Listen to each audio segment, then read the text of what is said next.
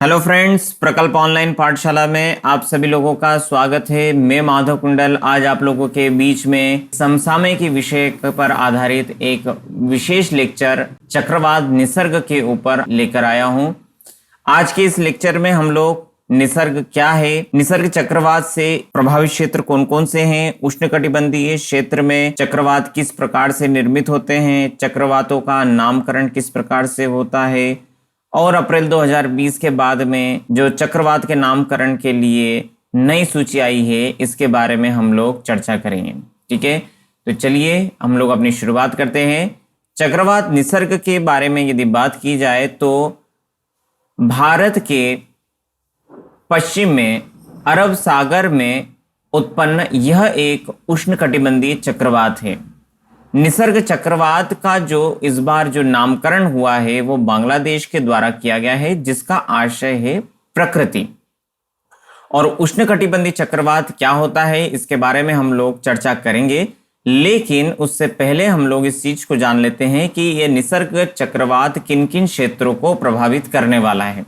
मैं आपको बता दूं कि अरब सागर में उत्पन्न या फिर अरब सागर में निर्मित यह चक्रवात महाराष्ट्र, गुजरात को सर्वाधिक रूप से प्रभावित करते हुए मध्य प्रदेश तक को यह प्रभावित कर सकता है। और इस चक्रवात का 3 जून से इसकी शुरुआत मानी जा रही है और उसके बाद में आगे अगले 2-3 दिन तक इसका प्रभाव भारत के स्थलीय क्षेत्र पर देखने को मिल सकता है। पहले मैं आप लोगों को बता दूं कि उष्णकटिबंधीय चक्रवात क्या होते हैं। आप सभी लोग जानते हैं कि डोल्ड्रम पेटी से ऊपर अर्थात लगभग 5 या 10 डिग्री से ऊपर अक्षांश, यहाँ पे 5-10 डिग्री जो मैं कह रहा हूं वो बेसिकली अक्षांश से ऊपर 25 डिग्री अक्षांश तक के क्षेत्र में जब उष्णता बढ़ती है और 27 डिग्री सेंटीग्रेड से टेम्परेचर अधिक होता है तो वाष्पीकरण की मात्रा बढ़ने लगती है। साथ ही साथ समुद्री क्षेत्र में निम्न वायुदाब का केंद्र बनना शुरू हो जाता है। इस निम्न वायुदाब के केंद्र को भरने के लिए चारों तरफ से पवनें चलती हैं और ये पवनें जब निम्न वायुदाब के नजदीक आती है तो ये एक सर्कुलर मोशन में अपने आप को या फिर स्पाइरल मोशंस के अंतर्गत अपने आप को चलना शुरू करती है और जिसके कारण चक्रवात का निर्माण होता है।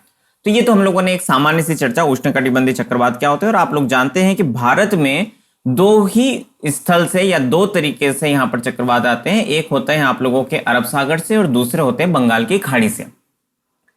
अभी ये जो निसर्ग चक्रवात आया है ये आप लोगों का आया है अरब सागर से, और इससे पहले अम्फान नाम का जो एक चक्रवात आया था वो आप लोगों का बंगाल की खाड़ी में निर्मित हुआ था, जिसने काफी तबाही भारत के पूर्वी क्षेत्र में आप लोगों की फैलाई थी। ठीक है, अब इसके बाद में हम लोग देखते हैं कि इन चक्रवातों का नाम किस प्रकार से रखा जाता है। आज हम लोग विशेष तौर पर बंगाल की खाड़ी और अरब सागर में आने वाले चक्रवातों के बारे में चर्चा करेंगे।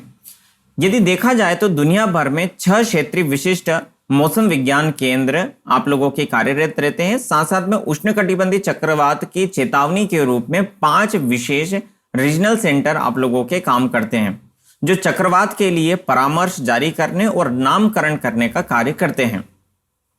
भारत मौसम विज्ञान के उन 6 RSMSC में से एक है, अर्थात इन रीजनल सेंटरों में से एक भारत है।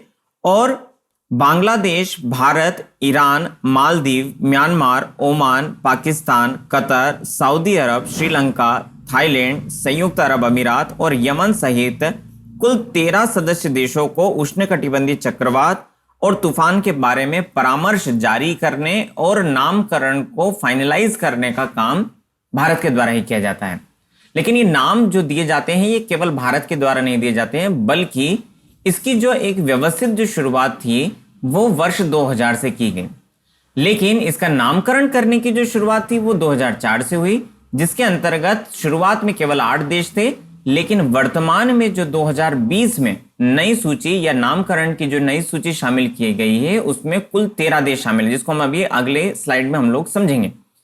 तो यहां पर इन 8 देशों के द्वारा शुरुआत में 8 नाम सजेस्ट किए गए थे और ये जो 8 नाम आप लोगों के दिए होते थे अल्फाबेटिकल ऑर्डर्स में इन देशों को सजाया जाता है। जैसे बांग्लादेश आप लोगों का अल्फाबेटिकल ऑर्डर में ऊपर आता है, तो फर्स्ट पे बांग्लादेश, फिर इंडिया, फिर मालदीव, फिर म्यांमार, फिर ओमान, फिर पाकिस्तान, फिर श्रीलंका और फिर थाईलैंड।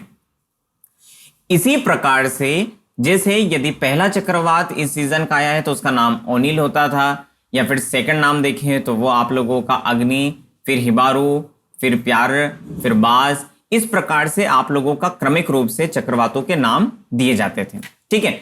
लेकिन वर्ष 2020 के बाद में जब आपका एम्फान, जो भी आपके कुछ दिनों पूर्व ही आपका एक चक्रवात आया था जो कि बंगाल की खाड़ी में था, इसको, और वो इस सूची का सबसे आखिरी नाम भी आप लोग इसमें देख सकते हैं कि सूची के लिस्ट 8 में सबसे आखिरी नाम जो है वो अम्फान है।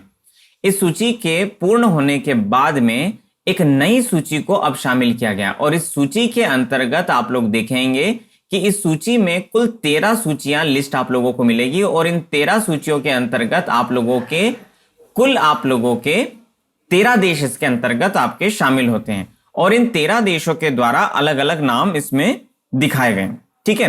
तो यहां पर आप लोग देख सकते हैं कि बांग्लादेश के लिस्ट 1 में सबसे पहले निसर्ग आप लोगों का, आप लोग देख पा रहे होंगे कि निसर्ग नाम दिया गया है, और यही नाम जो है वो आप लोगों का इस चक्रवात का नाम रखा गया है। अर्थात यहां से एक नए चक्रवात की सूचियों की शुरुआत होती है, ठीक है।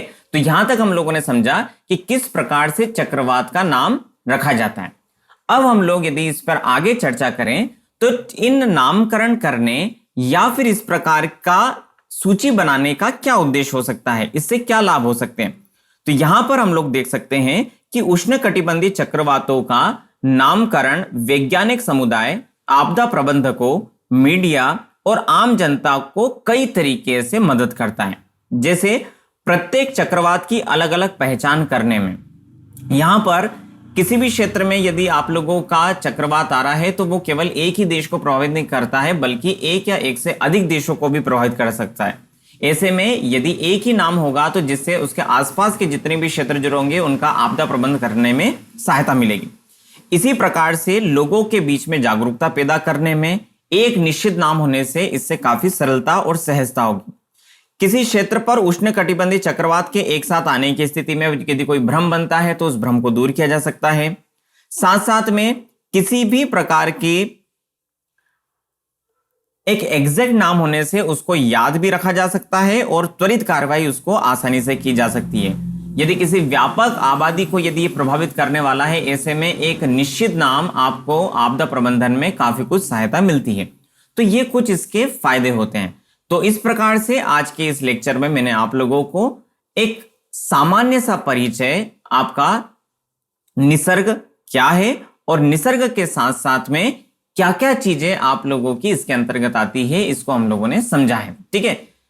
और इसी के साथ में मैं आशा करता हूं कि आप लोगों को ये लेक्चर अच्छा लगा होगा। यदि आप लोगों को ये लेक्चर अच्छा लगा है तो आप लाइक एंड सब्सक्राइब जरूर करें, ताकि आगे जो भी समसामयिकी से संबंधित जो भी लेक्चर आपके आने वाले हैं वो आप तक पहुंच सकें। धन्यवाद।